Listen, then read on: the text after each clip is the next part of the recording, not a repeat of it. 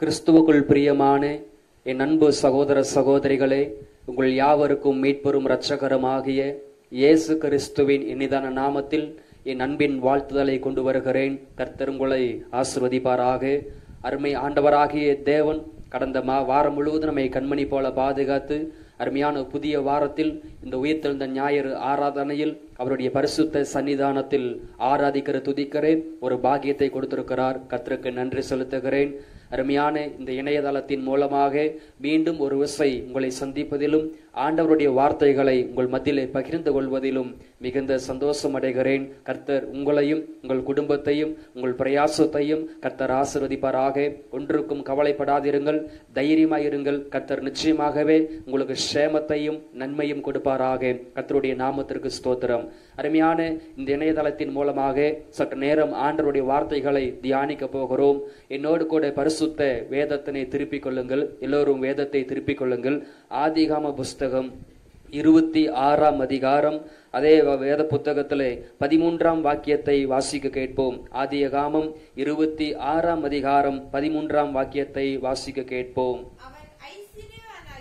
அவன் ஐஸ்வர்யவனாகி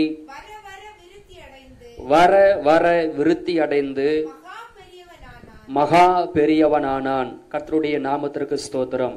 என் அன்பான தேவனுடைய பிள்ளைகளே, ஆதிகாமம் 26ஆம் அதிகாரம் 13ஆம் வாக்கியத்தை இப்பொழுது நாம் அங்கே வாசிக்க கேட்டோம். அங்கு வேதத்தை வாசிக்கும் பொழுது பரிசுத்த வேதம் இப்படியாக நமக்கு கற்றுக் கொடுக்கிறது.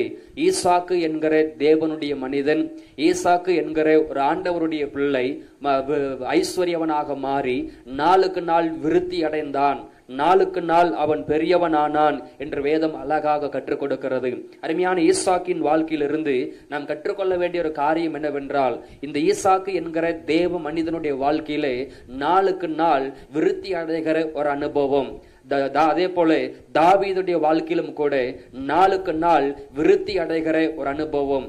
யோசேப்புடைய வாழ்க்கையிலும் கூட நாளுக்கு நாள் விருத்தி அடைகிற ஒரு அனுபவத்தை நம்மால் பார்க்க முடியும். இந்த வார்த்தையை கேட்டுக்கொண்டிருக்கிற நண்பு பிள்ளைகளே, நம்முடைய வாழ்க்கையிலும் கூட நாம் எப்படியாகிலும் வாழ்க்கையில் ஒரு முன்னேற்றத்தை பார்க்க வேண்டும் என்று சொல்லி, நம்முடைய வாழ்க்கையில ஒரு ஜெயத்தை பார்க்க வேண்டும் என்று சொல்லி, எப்படியாகிலும் நம்முடைய குடும்பம் விருத்தி அடைய வேண்டும், எப்படியாகிலும் நம்முடைய வேலை விருத்தி அடைய வேண்டும், எப்படியாகிலும் நம்முடைய பிரயாசம் விருத்தி அடைய வேண்டும், எப்படியாகிலும் நம்முடைய ஊழியம் விருத்தி அடைய வேண்டும், எப்படியாகிலும் இந்த பிரயாசம் இந்த தொழில் விருத்தி அடைய வேண்டும் என்று சொல்லி நாம் பிரயாசப்பட்டு கொண்டிருக்கிறோம். அநேகருடைய வாழ்க்கையில் விருத்தியை பார்த்திருக்கிறார்கள். இன்னும் அநேகருடைய வாழ்க்கையில எதிர்பார்த்த அளவிற்கு விருத்தியை பார்க்க முடியவில்லை.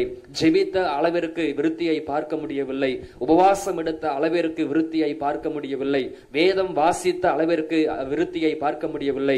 இந்த ஞாயிற்றுக்கிழமை இந்த பகல் வேளையில் இருந்து ஆண்டவர் சொல்லுகிறார், அருமையான தேவனுடைய பிள்ளைகளே, இனி நாளுக்கு நாள் நீங்கள் விருத்தி அடைய போகிறீர்கள். நாளுக்கு நாள் உங்கள் பிரயாசம் விருத்தி அடைய போகிறது. நாளுக்கு நாள் உங்கள் பிள்ளைகள் விருத்தி அடைய போகிறார்கள். நாளுக்கு நாள் நீங்க எதிர்பார்த்து காத்திருக்கிற ஒவ்வொரு காரியத்திலும் ஒரு விருத்தியை நீங்கள் பார்க்க போகிறீர்கள். அப்ப ஈசாக்கு என்கிற தேவனுடைய மனிதன் தகப்பனருடைய காலத்திற்கு பிற்பாடு அந்த ஒரு தேசத்திலே இருக்கட்டுமா வேண்டாமா என்று சொல்லி தேவ சுத்தத்தை அறிந்து அந்த இடத்துல ஜெபிக்கும் பொழுது ஆண்டவர் சொல்லுகிறார், இதே தேசத்துல இரு, நிச்சயமாக உன்னை ஆசீர்வதிக்கவே ஆசீர்வதித்து உன்னை பெருக பண்ணுவேன் என்று சொன்னார். இந்த தேசத்திலே உன்னை வாழ வைப்பேன் என்று சொன்னார். அருமையான தேவனுடைய பிள்ளைகளை, இந்த ஈசாக்கை போல ஜெபிக்கிற ஒரு அனுபவம், தேவ சத்தத்தை கேட்கிற ஒரு அனுபவம், தேவனுக்கு கீழ்ப்படுகிற ஒரு அனுபவம் உங்க வாழ்க்கையில் இருக்குமானால் நிச்சயமாகவே நீங்க இருக்கிற பட்டணத்திலே இருக்கிற வேலையிலே இருக்கிற தேசத்திலே ஊழியம் செய்கிற அதே ஸ்தலத்திலே ஆண்டவர் நிச்சயமாகவே உங்களை விருத்தி அடைய செய்வார் என்பதிலே எந்த விதமான மாற்று கருத்தும் கிடையாது. 2 சாமுவேல் 5ஆம் அதிகாரம் 10ஆம் வாக்கியம் சொல்லுகிறது, தாவீது நாளுக்கு நாள் விருத்தி அடைந்தான் என்று வேதம் சொல்லுகிறது. அப்ப ஒவ்வொரு நாளும் தாவீது வளர்ச்சியை பார்க்கிறார்.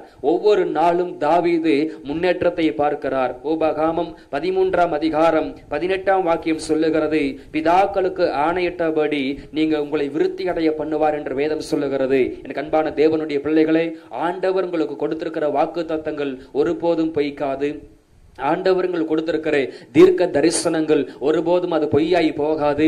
சொப்பனங்களாலும் தரிசனங்களாலும் தெய்வ மனிதர்களாலும் ஆண்டவர்களுக்கு கொடுத்த ஒவ்வொரு வாக்கு தத்தங்களையும் நினைவு கூர்ந்து, தீர்க்க தரிசனங்களை நினைவு கூர்ந்து, சொப்பனங்களை நினைவு கூர்ந்து, உங்கள் கண்ணீரையும் உங்களுடைய பிரயாசத்தையும் உங்களுடைய பரிசுத்த ஜீவிதத்தையும் ஆண்டவர் கண்ணோக்கி பார்த்து நிச்சயமாகவே உங்களை விருத்தியடை செய்வார் என்பதிலே எந்த விதமான மாற்று கருத்துங்களும் கிடையாது. அப்போ இங்க ஈசாக்கு என்கிற மனிதன் மூலமாக நாம் அறிந்து கொள்ள வேண்டிய காரியம் என்னவென்றால், இந்த ஈசாக்கு நாளுக்கு நாள் விருத்தி அடைந்தார். அப்ப அதற்கு இன்னொரு விளக்கம் சொல்வோமானால், அதற்கு இன்னொரு பொருள் இருக்கிறது. செல்வத்திற்கு மேல் அவர் செல்வமுடையவராக மாறினார். செல்வத்திற்கு மேல் செல்வம் உடையவராக மாறினார். இன்னொரு இடத்துல சொல்லப்படுகிறது, நாளுக்கு நாள் அவர் வளர்ச்சி அடைந்தார் என்று வேதம் சொல்லுகிறது. பண்பான தேவனுடைய பிள்ளைகளே, உங்க வாழ்க்கையிலே நாளுக்கு நாள் நீங்கள் விருத்தி அடைய வேண்டும். உங்கள் ஆவிக்குரிய ஜீவியம் நாளுக்கு நாள் விருத்தி அடைய வேண்டும். உங்களுடைய ஆசீர்வாதம் நாளுக்கு நாள் விருத்தி அடைய வேண்டும். ஒருவேளை நீங்கள் ஊழியம் செய்கிறவர்களாக இருப்பீர்களானால் உங்கள் ஊழியம் நாளுக்கு நாள் விருத்தி அடைய வேண்டும். ஆத்தும ஆதாயம் நாளுக்கு நாள் விருத்தி அடைய வேண்டும் என்று தெய்வம் எதிர்பார்க்கிறார். அன்பான தேவனுடைய பிள்ளைகளை, அருமையான பகல் வேளையிலே நீங்கள் விருத்தி அடைவதை தேவன் விரும்புகிறார். வேதத்தில் விதமாய் வாசிக்கிறோம், இஸ்ரவேலை ஆசீர்வதிப்பதே அவருக்கு பிரியமாய் இருக்கிறது. நீங்கள் விருத்தி அடைவதே அவருக்கு பிரியமாய் இருக்கிறது. நீங்களுடைய வாழ்க்கையிலே முன்னேற்றம் அடைவதே அவருக்கு பிரியமாய் இருக்கிறது என்பதை நீங்கள் அறிந்து கொள்ள வேண்டும். அன்பான தேவனுடைய பிள்ளைகளே, இந்த ஆதிகாமம் 26ஆம் அதிகாரம் 13ஆம் வாக்கியத்திலே ஈசாக்கு நாளுக்கு நாள் விருத்தி அடைந்தான் அப்படின்னு சொல்லப்படுகிறது. அப்ப அதே மாதிரி தான் நாமளும் நாளுக்கு நாள் விருத்தி அடைய வேண்டும் என்று தெய்வம் விரும்புகிறார். நீ உங்களுடைய குடும்பம் விருத்தி அடைய வேண்டும் என்றும், உங்கள் பிரயாசம், தொழில்கள், உங்கள் வேலைகள் விருத்தி அடைய வேண்டும் என்று ஆண்டவர் விரும்புகிறார். ஆனால் நமக்குள் ஒரு சந்தேகம், நமக்குள் ஒரு கேள்வி எழும்புகிறது. ஆண்டவர் சொன்ன மாதிரி என்னால் நாளுக்கு நாள் விருத்தி அடைய முடியவில்லையே, ஈசாக்கை போல நாளுக்கு நாள் வளர்ச்சி அடைய முடியவில்லையே, தாவீதை போல நாளுக்கு நாள் முன்னேற்ற வளர்ச்சியையும் என்னால் பார்க்க முடியவில்லையே. இந்த பகல் வேளை நான் வளர்ச்சி அடைவதற்கு என்ன செய்ய வேண்டும்? நான் வாழ்க்கையில் முன்னேறுவதற்கு நான் என்ன செய்ய வேண்டும்? நாளுக்கு நாள் இந்த தாவீதை போல, இந்த ஈசாக்கை போல விருத்தி அடைவதற்கு என்ன செய்ய வேண்டும்? ஒரு 3 காரியத்தை உங்களுக்காக சொல்லி நான் ஜெபிக்க விரும்புகிறேன். பாருங்கள், எடுத்துக்கொள்ளுங்கள். ஓபாகாமம் 6ஆம் அதிகாரம் 3ஆம் வாக்கியத்தை வாசிக்க கேட்போம். ஓபாகாமம் 6ஆம் அதிகாரம் அந்த 3ஆம் வாக்கியத்தை வாசிக்க கேட்போம். இஸ்ரவேலே, நன்றாயிருப்பதற்கும் உங்கள் பிதாக்களின் தேவனாகிய கர்த்தர் உனக்கு சொன்னபடி பாலும் தேனும் ஓடுகிற தேசத்தில் மிகவும் விருத்தி அடைவதற்கு அவைகளுக்கு செவி கொடுத்து அவைகளின்படி செய்ய சாவதானமாயிரு. அல்லேலூயா, கர்த்தருக்கு ஸ்தோத்திரம். அப்போ நல்லா கவனிங்க. இப்போ ஈசாக்கு நாளுக்கு நாள் விருத்தி அடைந்தார். இரண்டாவது பார்க்கிறோம், தாவீதும் நாளுக்கு நாள் விருத்தி அடைந்தார் அப்படின்னு பார்க்கிறோம். இப்போ மோசே என்கிற தேவ மனிதன் தம்முடைய ஜனமாகி இஸ்ரவேல் ஜனங்களுக்கும் ஒரு ஆலோசனை கூறுகிறார். இஸ்ரவேல் ஜனங்களுக்கும் ஒரு தெய்வ வார்த்தையை அங்கு கொடுக்கிறார். உபாகமம் 6ஆம் அதிகாரம் 3ஆம் வாக்கியத்திலே, இஸ்ரவேலே, நீ நன்றாயிருப்பதற்கும் உன் பிதாக்களின் தேவனாகிய கர்த்தர் உனக்கு சொன்னபடி பாலும் தேனும் ஓடுகிற தேசத்தில் நீ மிகவும் விருத்தி அடைவதற்கு. அப்ப இந்த இடத்துல மோசே என்கிற தேவனுடைய மனிதன் அருமையான இஸ்ரவேல் ஜனங்களுக்கு 2 ஆசீர்வாதத்தை கூறுகிறார். ஒன்று, நீங்கள் நன்றாயிருப்பதற்கும், இரண்டாவது, நீங்கள் விருத்தி அடைவதற்கும். அன்பான தேவனுடைய பிள்ளைகளே, அப்ப பரிசுத்த வேதம் நீங்கள் நாளுக்கு நாள் நன்றாய் இருக்க வேண்டும் என்று வேதம் சொல்லுகிறது. நீங்கள் நாளுக்கு நாள் விருத்தி அடைய வேண்டும் என்று தெய்வம் விரும்புகிறார். அப்படியானால் நீங்கள் நன்றாய் இருப்பதற்கும், உங்கள் குடும்பம் நன்றாய் இருப்பதற்கும், உங்கள் தொழில், உங்கள் வேலை, அது உங்கள் பிரயாசம் நன்றாய் இருப்பதற்கும் விருத்தி அடைவதற்கும் என்ன செய்ய வேண்டும் அப்படின்னு பார்க்கும் பொழுது அங்க அவர் சொல்லுகிறார், அவைகளுக்கு செவி கொடுத்து அவைகளின்படி செய்வதற்கு சாவதானமாயிரு அப்படின்னு சொல்லப்படுகிறது. அன்பான தேவனுடைய பிள்ளைகளே, ஆண்டவர் கொடுத்த கட்டளைகள், ஆண்டவர் கொடுத்திருக்கிற கற்பனைகளை நீங்கள் கைகொள்வதற்கு நீங்கள் கவனமாயிருந்தால், ஆண்டவருடைய கட்டளைகளையும் கற்பனைகளையும் கைகொள்வதற்கு நீங்கள் மிக கவனமாக, மிக உன்னிப்பாக, மிக நேர்த்தியாக அவருடைய வார்த்தைகளை நீங்கள் கைகொள்ளுகிற பொழுது நீங்கள் நாளுக்கு நாள் விருத்தி அடைவீர்கள். நாளுக்கு நாள் நீங்கள் நன்றாக இருப்பீர்கள். அருமையான தேவனுடைய பிள்ளைகளை, நீங்கள் நன்றாக வாழ முடியாது என்று என்று சொல்லி அநேகர் உங்களை சபித்திருக்கலாம். உங்கள் குடும்பம் நன்றாக இருக்காது என்று சொல்லி அநேகர் உங்களை சபித்திருக்கலாம். உங்கள் பிள்ளைகள் நன்றாக வாழ முடியாது என்று சொல்லி அநேகர் சபித்திருக்கலாம். இந்த திருமணம் நடக்காது, அது பிள்ளை பாக்கியம் உண்டாகாது, அது வேலை கிடைக்காது என்று சொல்லி, அது படிக்க முடியாது என்று சொல்லி, அது வீட்டை கட்ட முடியாது என்று சொல்லி, கடனை அடைக்க முடியாது என்று சொல்லி, ஆசீர்வாதமான வாழ்க்கை வாழ முடியாது என்று சொல்லி, ஆரோக்கியமாக நீங்கள் ஜீவிக்க முடியாது என்று சொல்லி அநேகர் சாபமான வார்த்தைகளை கொடுத்திருக்கலாம். அருமையான இந்த பகல் வேளை ஆண்டவர் சொல்லுகிறார், மனிதனுடைய வார்த்தையின் பிரகாரம் அல்ல, பரிசுத்த வேதத்தில் எழுதியிருக்கிற பிரகாரமாக நீங்கள் நன்றாக வாழ்வீர்கள். அதே போல பரிசுத்த வேதத்தில் எழுதியிருக்கிற பிரகாரமாக நீங்கள் நாளுக்கு நாள் விருத்தி அடைவீர்கள். நீங்கள் நன்றாக இருப்பதற்கும் நீங்கள் விருத்தி அடைவதற்கும் பெரிய பெரிய காரியம் இல்லை. அவர் கொடுத்திருக்கிற கட்டளைகளையும் அவர் கொடுத்திருக்கிற கற்பனைகளையும் நீங்கள் கைகொள்வதற்கு கவனமாய் இருந்தால் நிச்சயமாகவே நீங்கள் நன்றாய் இருப்பீர்கள். நிச்சயமாகவே நீங்கள் நாளுக்கு நாள் விருத்தி அடைவீர்கள். அன்பான தேவனுடைய பிள்ளைகளே, இப்போ நம்ம பார்த்துட்டோம், நாம் நன்றாக வாழ்வதற்கும் விருத்தி அடைவதற்கும் அவருடைய கட்டளைகளையும் அவருடைய கற்பனைகளையும் கைகொண்டால் போதும் என்று சொல்லி நாம் அறிந்து கொண்டோம். அப்படியானால் ஆண்டவர் கொடுத்திருக்கிற நன்றாய் வாழ்வதற்கும் விருத்தி அடைவதற்கும் ஆண்டவர் கொடுக்கிற ஒரு 3 கட்டளைகளை மாத்திரம் அல்லது கற்பனைகளை மாத்திரம் தியானித்து நாம் ஜெபிக்க போகிறோம். முதலாவது, நாம் விருத்தி அடைவதற்கு முதலாவது என்ன செய்ய வேண்டும்? அதே உபாகமம் 6ஆம் அதிகாரம் 4ஆம் வாக்கியத்தை வாசிக்க கேட்போம். 5ஆம் வசனத்தை வாசிக்க கேட்போம். இஸ்ரவேலே கேள்,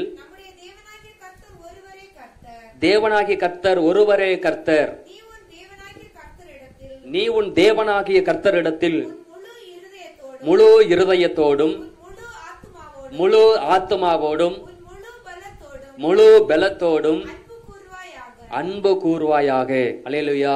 அப்ப மோசே என்கிற தேவனுடைய மனிதன் இஸ்ரவேல் என்கிற ஜனங்களுக்கு நீங்கள் விருத்தி அடைய வேண்டும் என்கிற ஒரு ஆசீர்வாதத்தை சொல்லிவிட்டு, நீங்கள் விருத்தி அடைய வேண்டும் என்கிற ஒரு நன்மையான வார்த்தையை சொல்லிவிட்டு, விருத்தி அடைவதற்கு என்ன செய்ய வேண்டும் என்கிற அந்த தேவ ஆலோசனையை மோசே கற்றுக் கொடுக்கிறார். அப்ப இஸ்ரவேல் ஜனங்கள் நாளுக்கு நாள் விருத்தி அடைவதற்கு என்ன செய்ய வேண்டும் என்று மோசே சொல்லுகிற முதலாவது தேவ ஆலோசனை அல்லது தேவனுடைய கட்டளை என்னவென்றால், முழு இருதயத்தோடும் முழு ஆத்துமாவோடும் முழு பலத்தோடும் தேவனிடத்தில் அன்பு கூற வேண்டும் என்று வேதம் நமக்கு கற்றுக் கொடுக்கிறது. அன்பான தேவனுடைய பிள்ளைகளே, ஆண்டவர் பெரிய பெரிய கட்டளைகளை கொடுத்து இவைகளை கைகொள்ள வேண்டும் என்று சொல்லி அவர் நம்மை நிர்பந்திப்பது கிடையாது. அவர் சொல்லுகிற ஒரு காரியம் என்னவென்றால், நீங்கள் நன்றாக இருக்க வேண்டும் என்று அவர் ஆசைப்படுகிறார். நீங்கள் விருத்தி அடைய வேண்டும் என்று அவர் ஆசைப்படுகிறார். நீங்கள் நன்றாக இருப்பதற்கும் விருத்தி அடைவதற்கும் அவர் எதிர்பார்க்கிற முதலாவது காரியம் என்னவென்றால், நீங்கள் முழு இருதயத்தோடும் முழு ஆத்மாவோடும் முழு பலத்தோடும்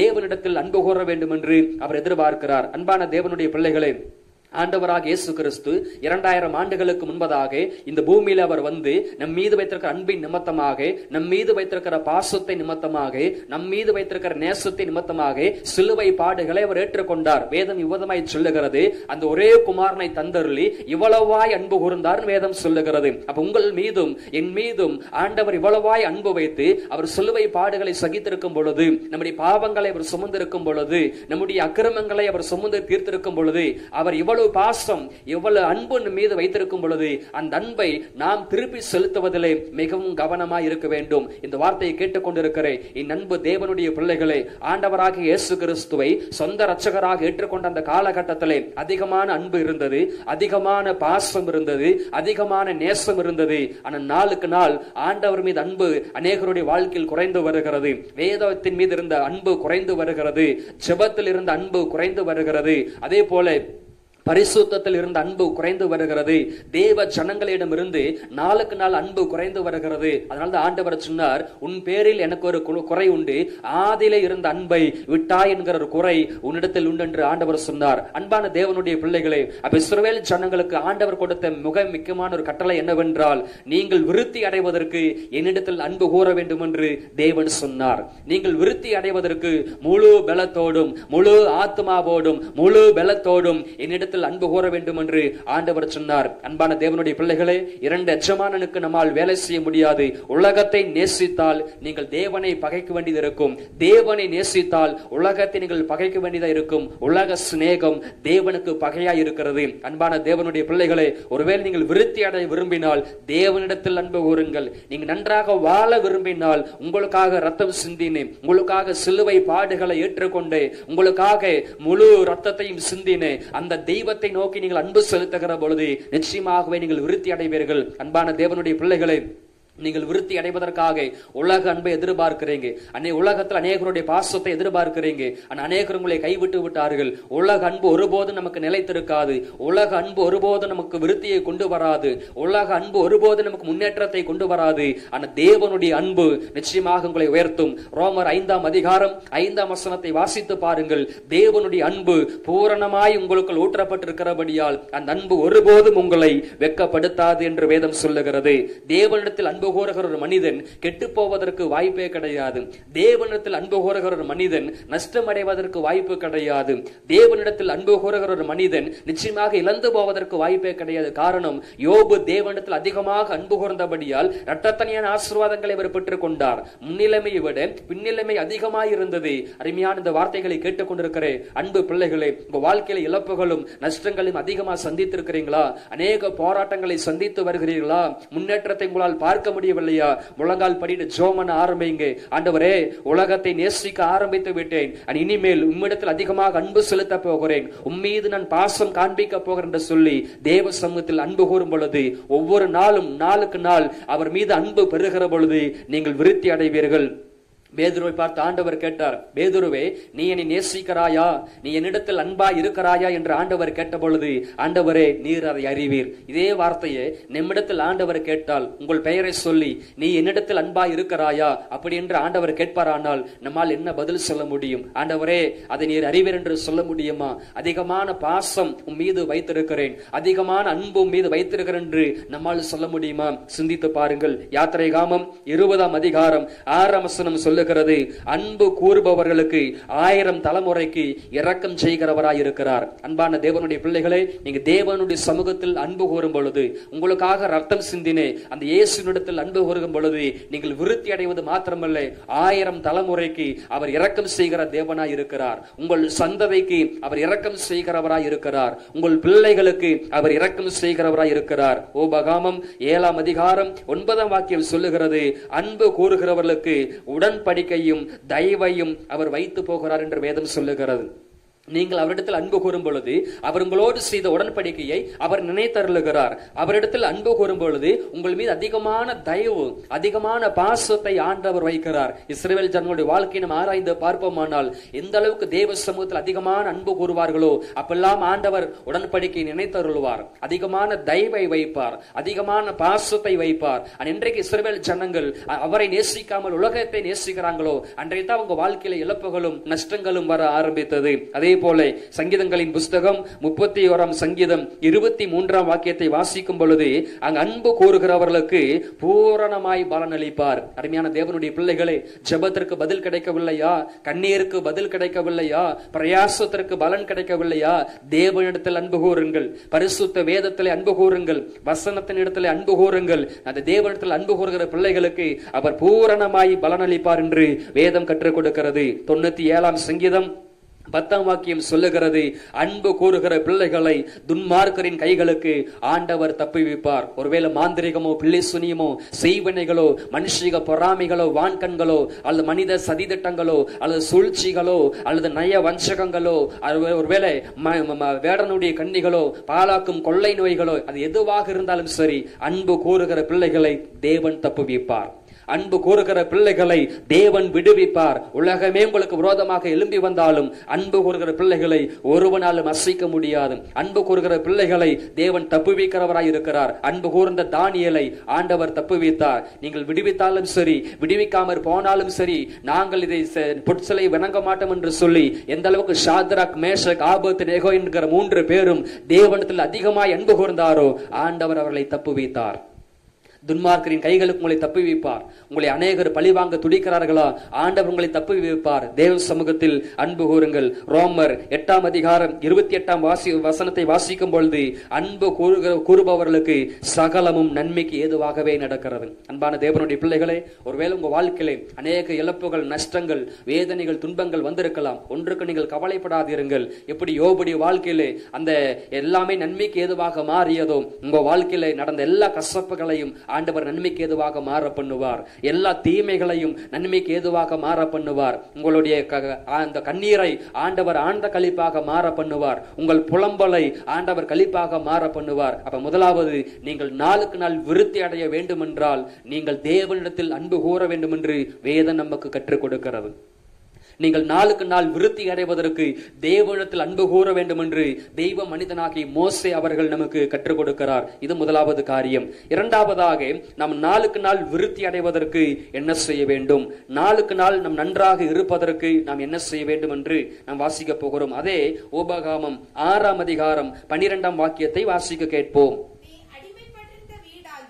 நீ அடிமைப்பட்டிருந்த வீடாகிய எகிப்து தேசத்திலிருந்து உன்னை புறப்பட பண்ணின கர்த்தரை மறவாதபடிக்கு எச்சரிக்கையாயிரு.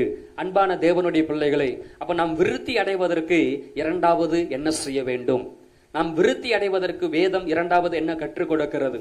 நாம் விருத்தி அடைவதற்கு தெய்வ மனிதனாகி மோசே நமக்கு என்ன கற்றுக் கொடுக்கிறார் அப்படின்னு பார்க்கும் பொழுது, உபாகமம் 6ஆம் அதிகாரம் 12ஆம் வாக்கியத்தை வாசிக்கும் பொழுது, நீ அடிமைப்பட்டிருந்த வீடாகிய எகிப்து தேசத்திலிருந்து உன்னை புறப்பட பண்ணின கர்த்தரை மறவாதபடிக்கு எச்சரிக்கையாயிரு.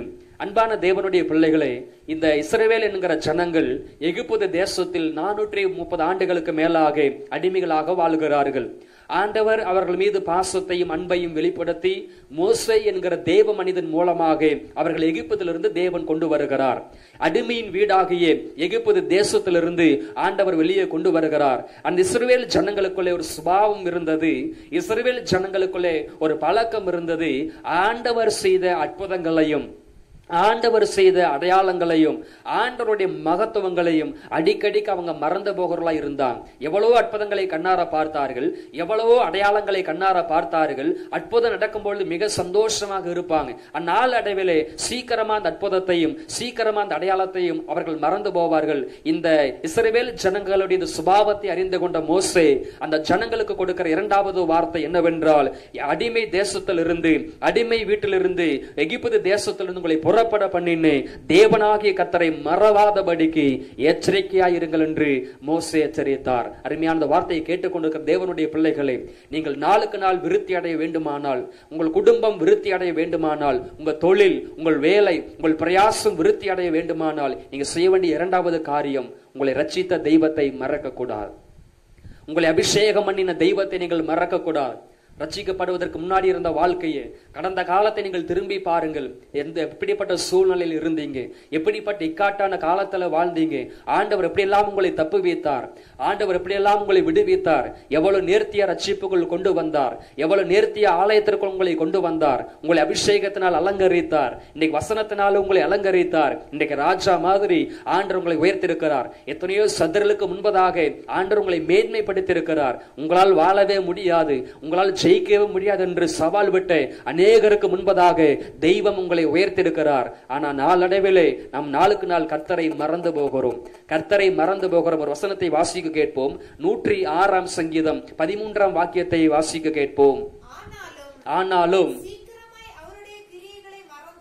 சீக்கிரமாய் அவருடைய கிரியைகளை மறந்தார்கள் என்று வேதம் சொல்லுகிறது. பாருங்கள், இஸ்ரவேல் ஜனங்களுடைய வாழ்க்கையிலே எவ்வளவு அற்புதங்களை செய்தார் என்று நம்ம அறிந்திருக்கிறோம்.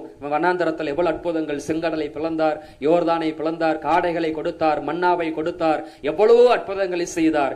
எவ்வளவு அற்புதங்களை எளிதாய் பெற்றுக் கொண்டார்களோ அவ்வளவு சீக்கிரமாய் இந்த தெய்வத்தை மறந்து போனார்கள். அருமையான தேவனுடைய பிள்ளைகளை, உலக வாழ்க்கையிலே நாம் சொல்லிக் கொள்கிற காரியம், யாருக்காவது ஒருவருக்கு உதவி செய்துவிட்டு அதை அவர்கள் நினைத்து பார்க்காவிட்டால் நாம் சொல்லுகிறோம் நன்றி மறந்தவர்கள் அப்படின்னு நம்ம சொல்லுகிறோம். நான் எவ்வளவு உதவி செய்திருக்கிறேன், எவ்வளவு நன்மை செய்திருக்கிறேன், நான் செஞ்ச உதவியை இப்படி மறந்து போனார்கள் என்று சொல்லி மனிதர்களை பேசுவதை நாம் அறிந்திருக்கிறோம். அப்ப நாம் செய்த உதவிகளை ஒருவர் மறந்து விட்டாலே நமக்கு எவ்வளவு வேதனையாக, எவ்வளவு துக்கமாக இருக்கிறது. அப்படியானால் எவ்வளவோ அற்புதங்களாலும் அடையாளங்களாலும் அலங்கரித்த தேவன், ரட்சித்த தேவன், அபிஷேகித்த தேவனை நாம் மறந்து போனால் அவர் எவ்வளவு வியகொலப்படுவார். அவர் எவ்வளவு வேதனைப்படுவார். இந்த இஸ்ரவேல் ஜனங்கள் அவ்வளவாய் தேவனை மறந்து போனார்கள் என்று வேதம் சொல்லிக் கொடுக்கிறது. அருமையான தேவனுடைய பிள்ளைகளே, அந்த வேலை கிடைக்கிற வரைக்கும் அதிகமா ஆண்டவரை தேடினோம். வேலை கிடைத்தவுடனேயே ஜெபத்தை மறந்துட்டோம், வேத வாசிப்பை மறந்துவிட்டோம், ஆலயத்திற்கு செல்வதை நிறுத்திவிட்டோம், ஆண்டவருக்கு கொடுப்பதை நிறுத்திவிட்டோம். இன்னைக்கு அநேகருடைய வாழ்க்கையிலே அற்புதம் வரும் பொழுது, அடையாளம் வரும் பொழுது, நன்மைகள் கிடைக்கும் பொழுது, ஜெபத்திற்கு பதில் கிடைக்கும் பொழுது தெய்வத்தை மறந்து போகிறார்கள். இதுதான் கண்ணீருக்கு காரணம், இதுதான் வேதனைகளுக்கு காரணம், இதுதான் இழப்புகளுக்கு காரணமாக இருக்கிறது, இதுதான் நஷ்டங்களுக்கு காரணமாக இருக்கிறது. என்றைக்கு நம் தெய்வத்தை மறக்காமல் இருக்கிறோமோ ஒவ்வொரு நாளும் அவர் செய்த அற்புதங்களை நினைத்து பார்க்க வேண்டும், அவர் செய்த அடையாளங்களை நாம் நினைத்து பார்க்க வேண்டும். சங்கீதம் 103 தாவீது சங்கீதக்காரன் கற்றுக் கொடுக்கிறார், அவர் செய்த சகல உபகாரங்களையும் நீ மறவாதே. அருமையான வார்த்தையை கேட்டுக்கொண்டிருக்கிற அன்பு பிள்ளைகளே, அவர் செய்த உபகாரங்கள், அவர் செய்த நன்மைகள், அவர் உங்களுக்காக செய்த அநேக தியாகங்களை நீங்கள் ஒருபோதும் மறக்கவே கூடாது. எந்த அளவுக்கு ஆண்டவரை மறக்காமல் இருக்கிறீர்களோ அந்த மறக்காமல் இருக்கிற அந்த மனிதனை தேவன் விருத்தியடைய செய்வார். தாவீது தெய்வத்தை மறக்கவே இல்லை, அதனால்தான் விருத்தியடைய செய்தார். யோசேப்பு தெய்வத்தை மறக்கவில்லை, ஆதலால் தேவன் அவரை விருத்தியடைய செய்தார். இந்த ஈசாக்கு தெய்வத்தை மறக்கவில்லை, ஆதலால் விருத்தியடைய செய்தார். அந்த அனுபவம், அந்த பழக்கம், அந்த சுபாவங்கள் நமக்குள் இருக்குமானால் தேவன் உங்களையும் விருத்தியடைய செய்வார். உபகாமம் 4 10 வாக்கியத்தை விதமை சொல்லுகிறது.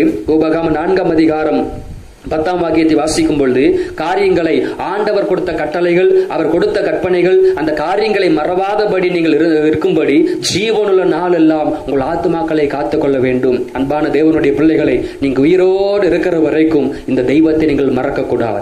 எவ்வளவு வசதி வந்தாலும் சரி, எவ்வளவு உயர்வுகள் வந்தாலும் சரி, எவ்வளவு மேன்மைகள் வந்தாலும் சரி, ஆண்டவரை ஒருபோதும் நீங்கள் மறக்க கூடாது. அப்ப எவைகளெல்லாம் நாம் மறக்க கூடாது அப்படின்னு பார்க்கும் பொழுது, உபாகமம் 6 12 வாக்கியம் நமக்கு கற்றுக் கொடுக்கிறது.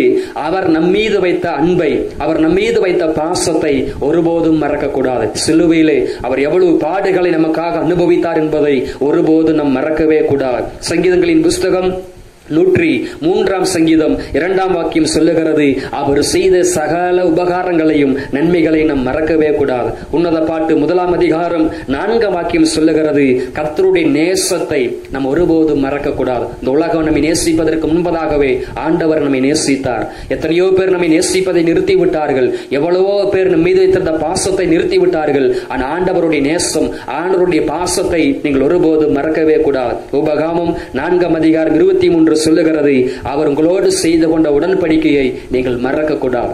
நீங்கள் தேவனோடு செய்து கொண்ட தீர்மானங்கள், உடன்படிக்கைகளையும் ஒருபோது நீங்கள் மறக்கவே கூடாது. சங்கீதங்களின் புஸ்தகம் 119 சங்கீதம் 16 வாக்கியத்தை வாசித்து பார்க்கும் பொழுது, அவர் உங்கள் கையில கொடுத்திருக்கிற பரிசுத்த வேதத்தை, அவர் உங்கள் கையில கொடுத்திருக்கிற இந்த விலையேறப்பட்ட வசனத்தை நீங்கள் ஒருபோது மறக்கவே கூடாது. அன்பான தேவ பிள்ளைகளை, வேதம் வாசிப்பதை நிறுத்தாதீங்க. இந்த வசனத்தை ஒருபோது நீங்கள் மறக்கவே கூடாது. இந்த வசனத்தை வாசிப்பதை ஒருபோதும் மறக்கவே கூட. ஆண்டவர் சொன்னார், நீ கர்த்தருடைய புஸ்தகத்தை வாசிப்பதை நிறுத்திவிட்டால் நான் உன்னையும் உன் பிள்ளைகளையும் மறந்து விடுவேன் என்று ஆண்டவர் சொன்னார். சங்கீதங்களின் புஸ்தகம் 50 சங்கீதம் 22 வாக்கியம் சொல்லுகிறது, தேவனை மறக்கிறவர்களை உங்களை பீறி போடு என்று வேதம் சொல்லுகிறது. அவரை மறப்பது நமக்கு பயங்கரமான ஆபத்து. ஒருவேளை தெய்வத்தை மறக்கிற பழக்கம் நமக்குள் இருந்தா அது பயங்கரமான ஆபத்து. இந்த வார்த்தையை கேட்டுக்கொண்டிருக்கிறேன் நண்பு பிள்ளைகளுக்கு சொல்லுகிறேன், ஆண்டவரை நீங்கள் மறக்கவே கூடாது. இந்த பரிசுத்த வேதத்தை ஒருபோது நீங்கள் மறக்கவே கூடாது. இதற்கு தாவீது நல்ல ஒரு முன் உதாரணம். பாருங்கள், தாவீதுடைய வளர்ச்சிக்கு இந்த சவுல் ஒரு காலத்தில் ஒரு காரணமா இருந்தார். தாவீதுடைய வெற்றிக்கு இந்த சவுல் ஒரு காரணமா இருந்தார். ஆனா அந்த வளர்ச்சி வந்த பிற்பாடு அதே சவுல் தாவீதுக்கு விரோதமாக செயல்பட ஆரம்பித்தார். எத்தனையோ முறை ஆண்டவர் இந்த சவுலை தாவீதின் கையில் ஒப்பு கொடுத்தும் கூட அங்க நடந்த ஒரு காரியம் பாருங்க, அபிஷேகித்தவர் மேல் என் கைகளை போட மாட்டேன் என்று சொல்லி அந்த உயிருள்ள நாள் எல்லாம் சவுலுக்கு ஒரு உதாரணமாக சவுல் செய்த உதவியை மறக்காதவராகவே தாவீது இருந்தார். தாவீதுடைய வாழ்க்கையிலும் கற்றுக்கொள்ள காரியம், தெய்வத்தையும் அவர் மறக்கவில்லை, தன்னுடைய வளர்ச்சிக்கு காரணமாய் இருந்த சவுலையும் அவர் மறக்கவில்லை. இந்த வார்த்தையை கேட்டுக்கொண்டிருக்கிற அன்பு சகோதர சகோதரிகளே, ஆண்டவர் கொடுத்த பரிசுத்த வேதத்தை ஒருபோது நீங்கள் மறக்கவே கூடாது. அதே போல ஆண்டவர் உங்களுக்காக ஏற்படுத்தி கொடுத்து, ஆவிக்குரிய தகப்பனாய் ஏற்படுத்தி கொடுத்து தெய்வ தாசர்களை, தேவனுடைய ஊழியக்காரங்களை ஒருபோது நீங்கள் மறக்கவே கூடாது. ஆண்டவர் உங்களுக்காக ஏற்படுத்தி கொடுத்த ஆலயத்தை ஒருபோதும் மறக்கவே கூடாது. அருமையான இது கேட்டுக்கொண்டு கொடுத்திருக்கிற பிள்ளைகளை நீங்கள் விருத்தி அடைவதற்கு ஒரு நாளும் உங்களுக்கு தாய் தந்தையாய் கொடுத்திருக்கிறேன். உங்கள் பெற்றோர்களை ஒருபோதும் மறக்க கூடாது. வேலை செய்கிற பிள்ளைகளை ஆண்டவர் உங்களுக்கு எஜமானனாய் கொடுத்திருக்கிற எஜமானனை ஒருபோது நீங்கள் மறக்கவே கூடாது. இப்படி நன்றி உள்ளவர்களாக நாம் இருக்கும் பொழுது, அவரை மறக்காமல் இருக்கும் பொழுது, உங்களுடைய விருத்தியை, உங்களுடைய முன்னேற்றத்தை, உங்களுடைய வளர்ச்சியை ஒருவராலும் தடை செய்யவே முடியாது. அதை மோசே சொல்லிக் கொடுக்கிறார். தயவு செய்து நீங்கள் விருத்தி அடைய வேண்டுமானால் எகிப்து தேசத்திலிருந்து வெளியே கொண்டு வந்த தெய்வத்தை நீங்கள் மறந்துடாதீங்க. ரட்சித்த தெய்வத்தை நீங்கள் மறந்துடாதீங்க. அபிஷேகித்த தெய்வத்தை நீங்கள் மறந்துடாதீங்க. உங்களுக்காக சிலுவை பாடுகளை செய்த தெய்வத்தை மறந்துடாதீங்க. அந்த தெய்வம் சீக்கிரமாய் வந்து உங்களை பரலோகத்திற்கு அழைத்து செல்ல போகிறார். இதோ சீக்கிரமாய் வருகிறேன், அவனுக்கு உண்டான பலன் என்னோட கூட வருகிறது என்று சொல்லி உங்களை அழைத்து செல்வதற்கு அவர் ஆயத்தமாய் இருக்கிறார். அதனால் இந்த சூழ்நிலையிலும் ஆயத்தமாய் இருங்கள். நீ ஆயத்தப்படு, உன்னோடு கூட எல்லா கூட்டத்தையும் ஆயத்தப்படுத்து. இதோ சீக்கிரமாய் வருகிறேன், என்னை மறவாமல் இரு என்று ஆண்டவர் சொல்லுகிறார். இது இரண்டாவது காரியம். மூன்றாவது, நாம் விருத்தி அடைவதற்கு என்ன செய்ய வேண்டும்? அதே உபாகமம் 6ஆம் அதிகாரம் 19ஆம் வாக்கியத்தை வாசிக்க கேட்போம். கர்த்தர் தாம் சொன்னபடி உன் சத்துருக்களை எல்லாம் உன் முகத்திற்கு முன்பதாக துரத்தி விடுவதற்கும் நீ கர்த்தருடைய பார்வைக்கும் செம்மையும் நன்மையுமாய் இருக்கிறதை செய்வாயாக. கர்த்தருக்கு ஸ்தோத்திரம். அன்பான தேவனுடைய பிள்ளைகளே, விருத்தி அடைவதற்கு என்ன செய்ய வேண்டும் என்று கற்றுக்கொண்டு வருகிறோம். அப்ப நம் விருத்தி அடைவதற்கு முதலாவது நம்ம கவனித்த ஒரு காரியம், தேவனிடத்தில் அன்பு கூற வேண்டும்.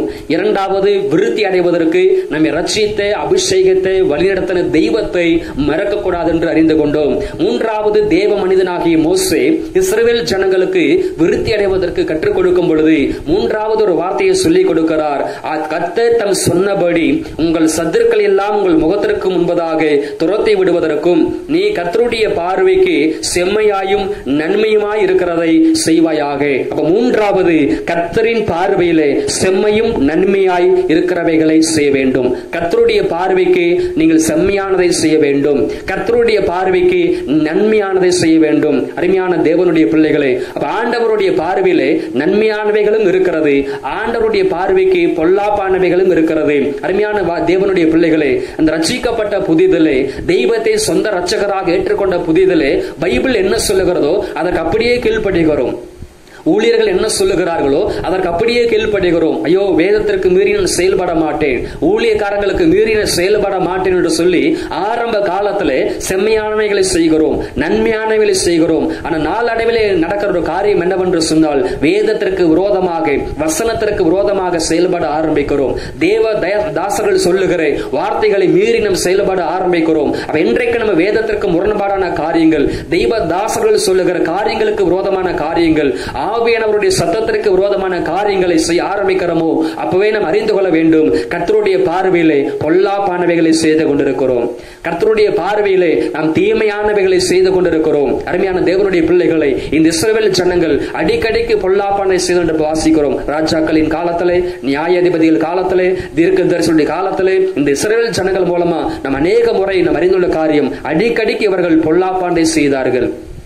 எப்பெல்லாம் இந்த ஜனங்கள் பொல்லாப்பானதை செய்கிறார்களோ அப்பெல்லாம் கண்ணீர், அழுகை, துக்கம், சஞ்சலம், தவிப்பு, பாரங்கள், இன்னல்கள், நெருக்கடி, இக்கட்டு, இப்படின்னு சொல்லி அநேக உபத்திரவங்களை சந்தித்தாங்க. இதெல்லாம் என்ன காரணம் அப்படின்னு பாத்தீங்கன்னா, கீழ்ப்படியாமை ஒரு காரணமா இருந்தது. கர்த்தருடைய பார்வையிலே நன்மை செய்வதற்கு நாம் என்றைக்கு துணிந்து நிற்கிறோமோ, கர்த்தருடைய பார்வையில தீமையை செய்வதற்கு என்றைக்கு நாம் துணிந்து நிற்கிறோமோ அன்றைக்கு நம்முடைய வாழ்க்கையில கண்ணீரும், சஞ்சலங்களும், தவிப்புகளும், பாரங்களும் வந்துவிட ஆரம்பிக்கிறது. இந்த வார்த்தையை கேட்டுக்கொண்டிருக்கிற அருமையான சகோதர சகோதரிகளே, இப்போ ஒன்னும் பிரச்சனை இல்லை. இந்த பகல் வேலை நம் முழங்கால் படியிட்டு, ஆண்டவரே, இனிமேலாவது உம்முடைய பார்வைக்கு நான் செம்மையானவைகளை செய்ய போகிறேன், நன்மையானவைகளை செய்ய போகிறேன். வேதத்தில் என்ன எழுதியிருக்கிறதோ அதற்கு அப்படியே நான் கீழ்ப்படிய போகிறேன். ஊழியக்காரங்களுடைய வார்த்தைக்கு நான் அப்படியே கீழ்ப்படிய போகிறேன். ஆவியானவருடைய சத்தத்திற்கு நான் அப்படியே செவி கொடுக்க போகிறேன் அப்படின்னு சொல்லி உங்களை ஒப்புக் கொடுக்கும் பொழுது உங்க சுகவாழ்வு சீக்கிரத்தில் துளிர்க்கும். உங்கள் குடும்பம் சீக்கிரத்தில் துளிர்க்கும். நீங்கள் நன்றாய் இருப்பீர்கள். நாளுக்கு நாள் நீங்கள் விருத்தி அடைவீர்கள். அதில் எந்த விதமான மாற்று கருத்தும் கிடையாது. அப்ப ஆண்டு வேதம் சொல்லுகிறது, கர்த்தருடைய பார்வையிலே நன்மையானவைகளையும் செம்மையானவைகளையும் செய்ய வேண்டும். மீகா 2ஆம் அதிகாரம் 7ஆம் வாக்கியத்தை வாசிக்கும் பொழுது ஒரு முறை வாசிக்க கேட்போம். மீகா 2ஆம் அதிகாரம் 7ஆம் வாக்கியம். பேர் பெற்றவர்களே, கர்த்தரின் ஆவி குறுகி இருக்கிறதோ அவருடைய கிரியைகள் எவைகள் தானோ செம்மையாய் நடக்கிறவனுக்கு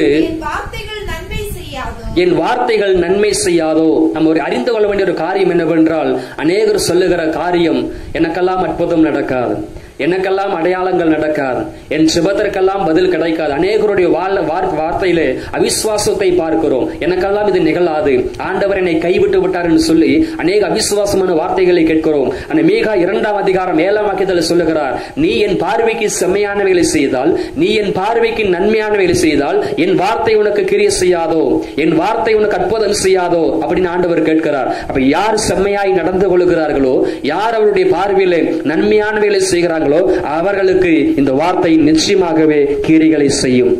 அவர் நிச்சயமாகவே செம்மையான பிள்ளைகளுக்கு அவர் நன்மை செய்வார். வேதம் சொல்லுகிறது, கர்த்தர் உங்களுக்கு நன்மையானதை தந்தருள்வார். 1 சாமுவேல் 12ஆம் அதிகாரம் 23 சொல்லுகிறார், நான் உங்களுக்கு நன்மையானதையும் செம்மையானவைகளை வழிகளையும் உங்களுக்கு போதிப்பேன். அன்பான தேவனுடைய பிள்ளைகளே, ஒவ்வொரு நாளும் பரிசுத்த வேதத்தை நன்றாக வாசியுங்கள்.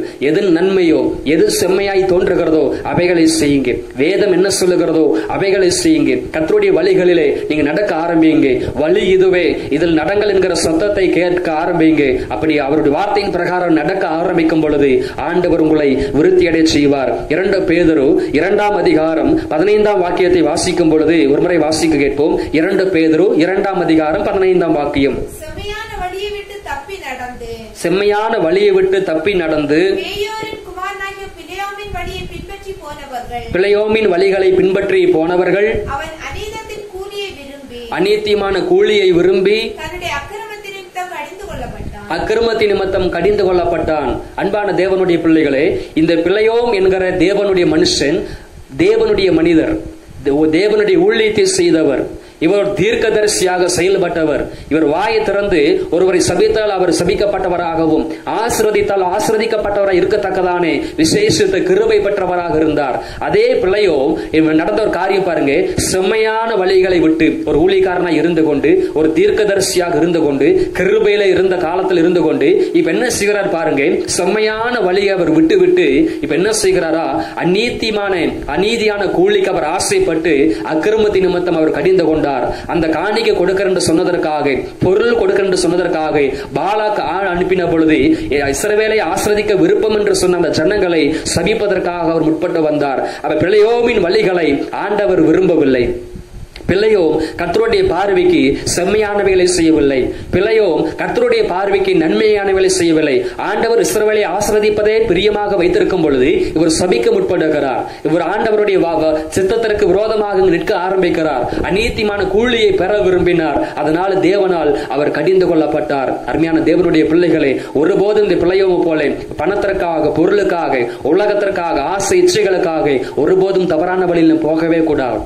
நம்ம ஒவ்வொரு காரியம் செய்யும் பொழுது வசனத்திற்கு சரிப்பட்டு வருமா, இது பரிசுத்தத்திற்கு சரிப்பட்டு வருமா, நாம் செய்கிற காரியத்தில் தேவன் பிரியமா இருக்கிறாரா, ஒவ்வொரு நாளும் ஆராய்ந்து பார்த்துதான் நாம் செயல்பட வேண்டும். பிழையம போல நாம் செயல்படுவோம் ஆனால் நிச்சயமாகவே நம் கர்த்தரால் சீர்சிக்கப்படுவோம். பிழையம போல நம் செம்மையான வழி விட்டு தவறை போவோமானால் நிச்சயமாகவே கர்த்தராலே நம்ம சீர்சிக்கப்படுவோம், நாம் தண்டிக்கப்படுவோம், அவரால் கடிந்து கொள்ளப்படுவோம் என்பதை நாம் அறிந்து கொள்ள வேண்டும். 2 கொரிந்தியர் 10ஆம் அதிகாரம் 16ஆம் வாக்கியம் சொல்லுகிறது, நாம் எவைகளில் விருத்தி அடைய வேண்டும் என்று பாருங்க. இப்ப விருத்தி அடைவதற்கு என்ன செய்ய வேண்டும் என்று பார்த்து விட்டோம். முதலாவது அன்பு கூற வேண்டும், 2வது கர்த்தரை மறக்க கூடாது, 3வது அவருடைய பார்வையிலே நன்மையானதையும் செம்மையானவர்களை செய்ய வேண்டும். இப்ப நாம் எவைகளில் விருத்தி அடைய வேண்டும் அப்படின்னு பார்க்கும் பொழுது 2 கொரிந்தியர் 10ஆம் அதிகாரம் 16ஆம் வாக்கியம் சொல்லுகிறது, உங்கள் விசுவாசம் விருத்தி ஆகும் பொழுது. இதை கேட்டுக்கொண்டிருக்கிற அன்பு பிள்ளைகளை, ஒவ்வொரு நாளும் நீங்கள் விசுவாசத்தில் வளர வேண்டும். ஒவ்வொரு நாளும் உங்களுக்குள் இருக்கிற விசுவாசம் விருத்தி அடைய வேண்டும். ஆண்டவர் அநேக அற்புதங்களை செய்வதற்கு இந்த விசுவாசம் ஒரு காரணமாய் இருந்தது. அநேகரை பார்த்து விதமாய் சொன்னார், உன் விசுவாசம் உன்னை ரட்சித்தது, உன் விசுவாசம் உனக்கு இவைகளை செய்தது, விசுவாசத்தின்படியே ஆக கடவுதென்று ஆண்டவர் அநேக முறை சொன்னார். அருமையான தேவனுடைய பிள்ளைகளை, ஒவ்வொரு நாளும் உங்கள் விசுவாசத்தை நீங்கள் விருத்தி அடைய செய்ய வேண்டும். விசுவாசத்தினால் வராத யாவும் பாவமாய் இருக்கிறபடியால், விசுவாசம் இல்லாமல் தேவனுக்கு பிரியமாய் இருப்பது கூடாத காரியமே இருக்கிறபடியால் ஒவ்வொரு நாளும் நீங்கள் விசுவாசத்தில் விருத்தி அடைய வேண்டும் என்று தேவன் விரும்புகிறார். ஒவ்வொரு நாளும் விசுவாசத்திற்காக ஜெபம் பண்ணுங்கள். கொலோசியர் 1ஆம் அதிகாரம் 10ஆம் வாக்கியம் சொல்லுகிறது, தேவனை அறிகிற அறிவில் விருத்தி அடைய வேண்டும். இந்த உலகத்திலே இன்றைக்கு அறிவுக்கு பஞ்சமே கிடையாது. சமூக வலைதளங்களிலே உலகத்துக்குரிய காரியத்திலே பொது அறிவுக்கு நமக்கு நிறைய வாய்ப்புகள் கிடைக்கிறது. ஆனா உலக அறிவை விட வேதம் சொல்லிக் கொடுக்கிறது, தேவனை அறிகிற அறிவிலை நாம் விருத்தி அடைய வேண்டும். அதுதான் நமக்கு மிக அந்த ஆசீர்வாதம். இதை கேட்டுக்கொண்டு தேவ பிள்ளைகளே, உலக அறிவை பெருக்கிக் கொள்ளுகிறதை விட உலக ஞானத்திலே நம்ம அது அவசியம்தான். அதே சமயம் கர்த்தரை அறிகிற அறிவிலே, வசனத்தை அறிகிற அறிவிலே, கிறிஸ்துவின் வருகையை அறிகிற அறிவிலே நாம் வளருவோம் என்று சொன்னால் நிச்சயமாகவே அது வரக்கூடிய காலங்களில் நமக்கு மிகுந்த ஆசீர்வாதமாக இருக்கும். முதலாவது விசுவாசத்திலே விருத்தி அடையுங்கள். இரண்டாவது வேதம் சொல்லுகிறது, அவரை அறிகிற அறிவிலே நீங்கள் விருத்தி அடையுங்கள். அப்போஸ்தலர் 19 அதிகாரம் 20 வாக்கியம் சொல்லுகிறது, வசனம் விருத்தி அடைந்து அவைகளை மேற்கொண்டது அப்படின்னு வாசிக்கிறோம். அப்படியானால் ஒவ்வொரு நாளும் உங்களுக்குள் இருக்கிற வசனம் விருத்தி அடைய வேண்டும். தினந்தோறும் வேதம் வாசிக்கிற பழக்கத்தை ஏற்படுத்திக் கொள்ளுங்க. தினந்தோறும் வேதத்தை தியானிக்கிற பழக்கத்தை ஏற்படுத்திக் கொள்ளுங்க. வேதத்தை வாசிப்பதற்கென்றே நேரத்தை ஒதுக்கிக் கொள்ளுங்க. ஒரு நாளைக்கு 3 அதிகாரம் தான் வாசிக்க வேண்டும் என்கிற கட்டளை எல்லாம் கிடையாது. நிறைய பேர் சொல்றாங்க 3 அதிகாரம் வாசிப்பேன் என்று. அப்படி அல்ல, ஒவ்வொரு நாளும் எவ்வளவு உங்களால் முடியுமோ அவ்வளவாய் வேதத்தை வாசித்து தியானித்து அதை மனப்பூர்வமாய் ஏற்றுக்கொள்ளுங்க. ஒவ்வொரு நாளும் உங்களுக்குள்ளே வசனம் விருத்தி அடைய வேண்டும். ஆதி திருச்சபை காலத்திலே வசனம் விருத்தி அடைந்தது, சபைகளில் விருத்தி அடைந்தது, பட்டணங்களில் வசனம் விருத்தி அடைந்தது, தேசங்களில் விருத்தி அடைந்தது என்று பைபிள் சொல்லுகிறது. அதே போல ஒவ்வொரு நாளும் வசனத்திலே விருத்தி அடையுங்கள். நீதிமொழிகள் 9 அதிகாரம் 9 வாக்கியம் சொல்லுகிறது, அறிவில் விருத்தி அடைவான் அப்படின்னு எழுதப்பட்டிருக்கு. அப்ப நீங்கள் அறிவிலும் என்ன செய்ய வேண்டுமா?